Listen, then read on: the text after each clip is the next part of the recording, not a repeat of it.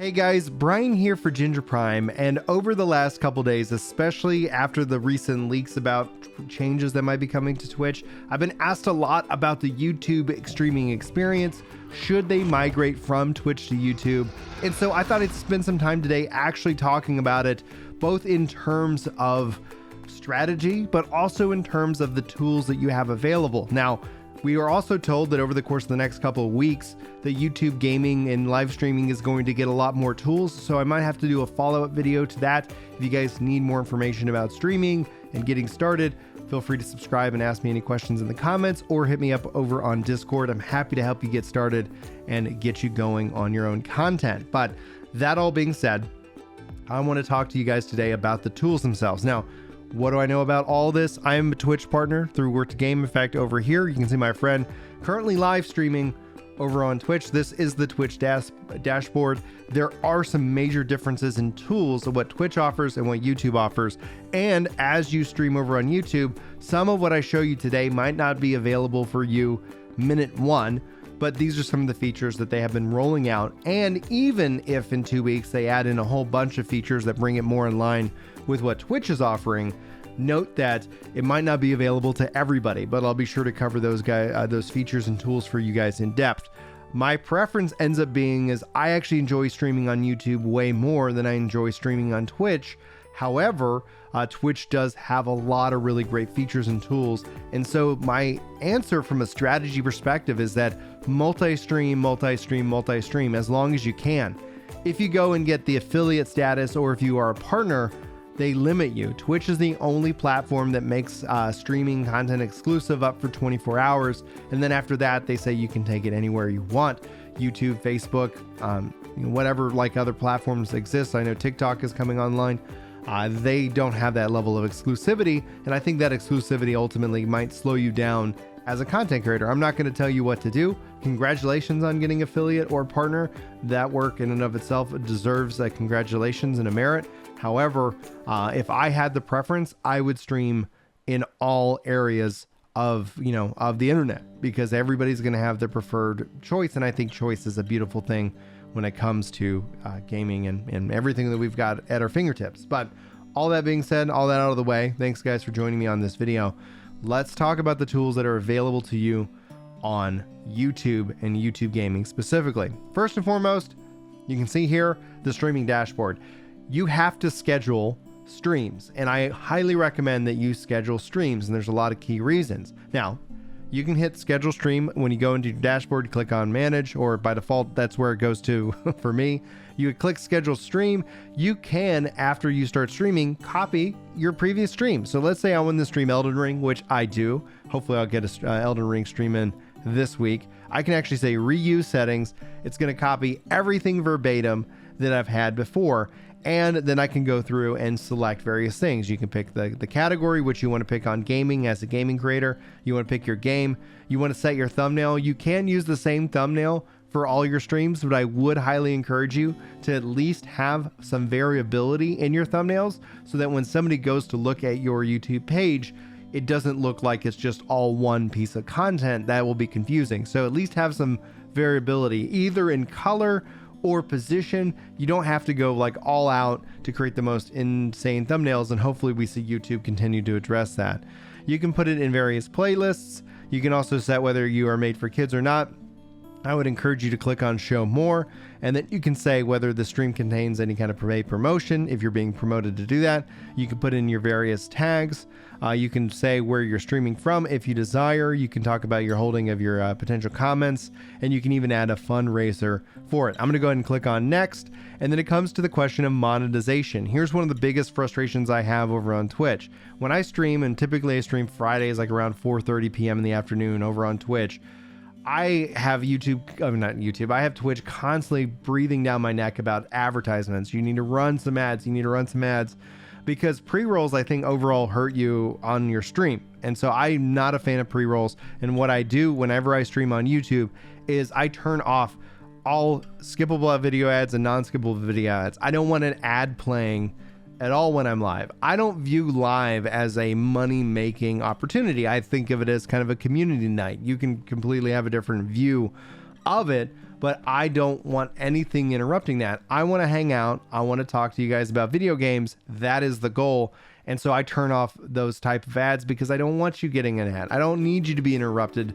I think that is in and of itself something really unique about the live experience. Twitch seems to be going away from that and that mindset. Now, under customization, I typically will debate whether I want to keep live chat replay on or off. Namely, if someone's watching the VOD, if they want to see like chat over here on the side, or do they want to watch like a video? I'm going to leave the choice up to you. Now, one of the features I love over on YouTube is the participants mode. I have it on a live stream that it's subscribers. If you want to come and try and troll, at least you're going to hit that subscribe button and maybe mess up your YouTube feed for a little bit because you're like, hey, you subscribe to this guy, and then you send a mean message and then he banned you. I don't know how that ultimately looks in the long run.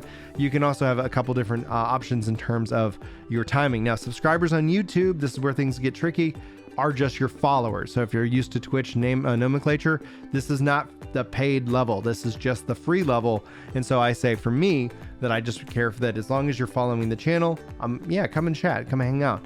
If you're not following the channel, follow the channel and you can talk to me live. And that's essentially kind of the terms that I have. And that's just my general rule set.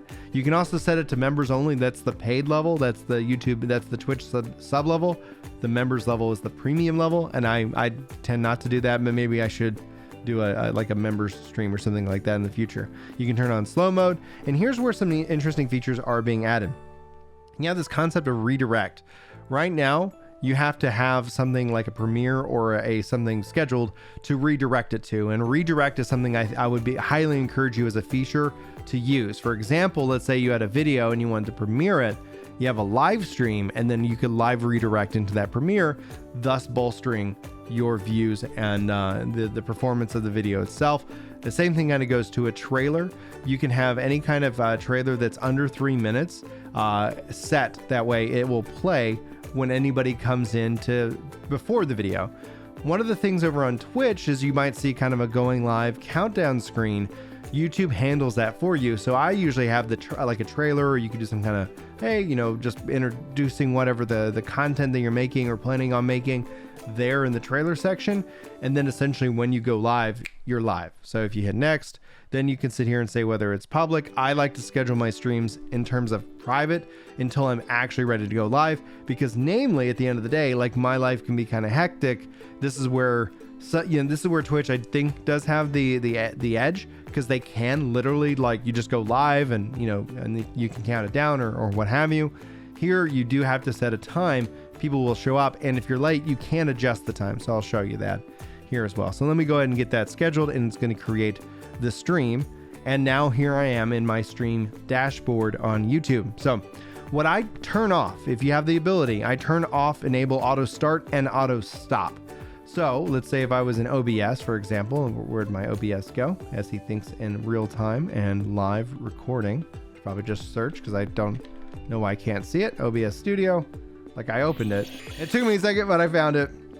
Here's my OBS Studio running. Now, what I would say, and from the YouTube perspective, is here I would click on Manage Broadcast, selecting the broadcast that I want to go to. Let's say if I wanted to do the Elden Ring, and then I can say select broadcast and start streaming. So if I go ahead and do that, this is now streaming to this stream that I've set up. Now, here's what happens. Like, you go watch this happen in real time. Now that program is connecting behind the scenes, it is not live. In fact, over on YouTube, it is not live until I'm ready. So here I can see kind of the preview. I can see anybody kind of filling into chat as it counts down. When I'm ready, I hit go live. The reason why I have auto stop on is, let's say something interrupts your stream and you can't get back to it within a reasonable amount of time, like 5 seconds. And it feels like it's got to be fast. It feels like it's like, oh no, like the power went out, or there was a blip in the internet, or YouTube might be having problems. One way or the other, here's what you do. You have to sit down and say, auto stop is off, because that way, if you get recovered and you have to hit go live, if the program crashes, you can get right back into it. You can actually get right back into the stream that you've created and that it's ready for you. Otherwise, YouTube will archive your stream after it detects that it's been offline for a little bit. And with that detection, with that offlineness, then you end up ultimately needing to say, oh crap, like what do I do? You know, like, oh, now I got to make a new stream. Now I got to try to get people back into that. It could really kill your momentum. It could really kill overall your stats. It could really kill your goal. And so that is one aspect of it. Then what I would encourage you to also do is that you need to also be kind of having a content plan and a strategy here to take your streams and turn them into other content, shorts, clips, whatnot, because that's essentially how also your streams are going to get discovered in and of itself. Yes, people will come out and check out like your VODs, but that's going to be kind of up to you and depending on the content you make. Now, a couple options that you also have available for you. We talked about this. You can add in extra delay. You can add in enable DVR. I use that. That's allowing people to rewind and kind of watch your stream when it's not live. You know, like that, and you kind of have to maybe encourage people to click the live button so they're up current. But if they ever need to jump back, they have that ability.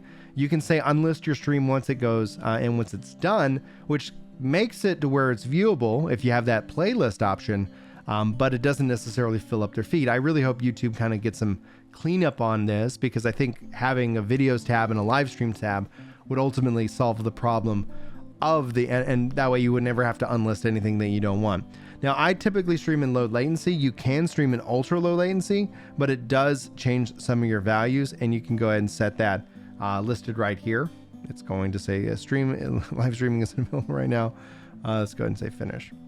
And let me go ahead and actually close out of the app and say stop streaming. So I don't need it. And then of course, here it is. I found it.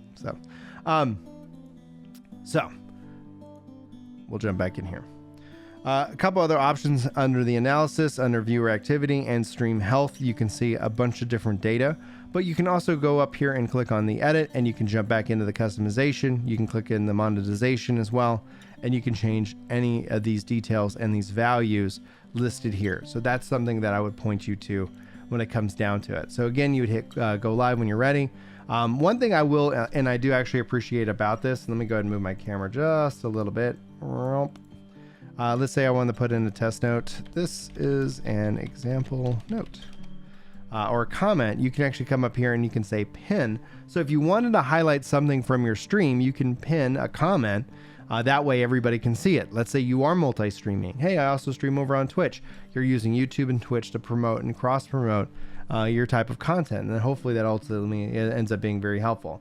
Now, as I'm looking at my camera now while I talk, being a little bit distracted. So that's one aspect of it. The next part of this video, I want to talk to you guys about stream elements. And while I'm not going to sit here and claim to be an expert, if you're exclusively streaming on Twitch, I would encourage you to check out like Stream Elements or some other type of program that basically allows you to be very versatile in your overlays and your links. Namely, because right now here I am logged in on Ginger Prime, but I can also, as a part of my OBS, so if I bring that back up after closing it, I can also add in my Twitch alerts. I can add in so many different things that are all part of that URL, so that whether I'm live on both, I can actually get all this stuff fed to me in the same tool, in my same UI elements, in my same features listed here. It ends up being very, very easy. And that's actually what you see as a part of this overlay going on right down here in this, as I sniff my nose a little bit. Thank you, allergies. So I think that's something that I would encourage you to check out and consider, because that way you can start to kind of have like one system, even though you can log in as yourself, like as your Twitch and your YouTube, and those are two separate logins for this program. You then have the ability to, you know, move and be a little bit free, rather than being kind of locked in and having all your alerts and all your stuff set up, and then feeling like you have to move and then having to do a lot of work to get that migration going. So that's what I think I wanted to cover for everything in this video. Hopefully you ended up finding it valuable and informative. And again, if you have any questions, please let me know in the comments. I'm happy to help get you guys going and get you started. If it's all about discovery, if it's all about how you grow as a content creator, just ask, and I can try to do follow-up videos and help you guys make hopefully the best content that you can make and have the most success for whatever your goals end up being. I do have massive concerns about Twitch. I've had them for a long time. I find streaming on YouTube to be way more relaxing. Maybe that's a good thing, maybe that's a bad thing. We're all going to kind of differ and have our a different objective. I look at YouTube streaming as a real community kind of focused event, and Twitch just feels like it's more on that grind, because you're I don't know, live streaming is hard. There's a lot of competition for it. And I love that YouTube allows me to keep my VODs up. I love that YouTube allows me to do that. Now there's still lots of tools that they could use, and I'm very much excited about that. And actually, speaking of which, let me show you guys what it's like after you've finished streaming. In your content tab under the live, you'll actually live tab, you'll actually find your past and scheduled streams here. But let's go ahead and click on this live stream, where you have a couple of different options and features. You can still go into customization, where you can turn off live chat replay if you want, but you can also go into your editor and you can actually make various different edits to it. So you can add in trims, blurs, you can audio, end screen, info cards, ad breaks. And I think like if this is ad breaks, this is YouTube. Oh my gosh. Look at what YouTube's doing. They're adding in a crazy ton of ad breaks, and that's something that they did. And that's a lot of ads over the course of that 2-hour stream. So anybody who's watching that without premium, I am so sorry. You can control monetization, which that after I run a live stream, after that's all said and done, I go back in and I'll turn on the ads, you know, for that. And that's where you see that ultimately here, because the video, the VOD's up. So if somebody wants to watch it, or if they're premium, that ends up benefiting me dramatically in terms of revenue. Now let's talk about revenue. Like I don't see a lot of like money in terms of what a live stream brings in. So you can see here, this video bringing in $2.37 over the life of it, over 116 hours of watch time, and overall almost 500 messages. So it does give you some interesting stats that you can kind of look back on. You can look at your reach, you can look at how everything is performing in the long run, how your notifications are going out, how people are finding it. In this case, people found the stream via browse, 17% suggested, 10% from my channel page, 6% from notifications, other YouTube features and others all listed there. My overall engagement, my audience, overwhelmingly male. What's up, dudes? and then various ages in that regard. So you can get a lot of interesting, cool information from it. When it comes down to the overview, though, it's like here, where are the views? Usually it'll say views, yes, since the video is published. So while this has 1,000 views overall, if we go back here, 1,000 views, half of the views came after the video was published, or almost half of the video views came after the video was published. So it can actually add a lot of value. And that's why I highly encourage that if you can, you should multi-stream and not limit yourself. And then that will help discovery of both all your content and platforms and areas in that regards. But if you guys want videos and guides and more details than that, just sound off below. Happy to help. I hope you got something good out of this video. Thank you so much for your time. Hopefully you have a great day. Hopefully I'll see you in my next video. But until then, take care. Yeah. It's time to chill out on the couch and read some comments. That's right. You know me when it comes to Destiny. I'm off with a clan, and I'm glad you're feeling better. Oh.